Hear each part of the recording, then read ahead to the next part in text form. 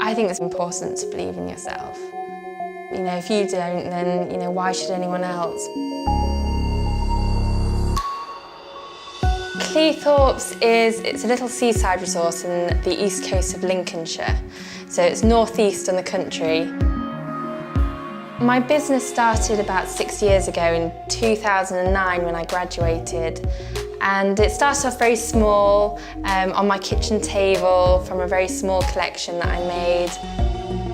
My jewellery, it's handmade. We do a range of bangles, necklaces, earrings. There isn't an item in here that I wouldn't wear myself. Good design looks good, it's wearable, it's practical, so you can wear it every day. You don't have to be too precious about it. That's why the Tread is great, because you know, it's very comfortable to wear, it's practical. You can tell that it has been really well made. My tools are massively important to what I do. A lot of my pieces are designed from the tools that I have. My style does have a very much a handmade look.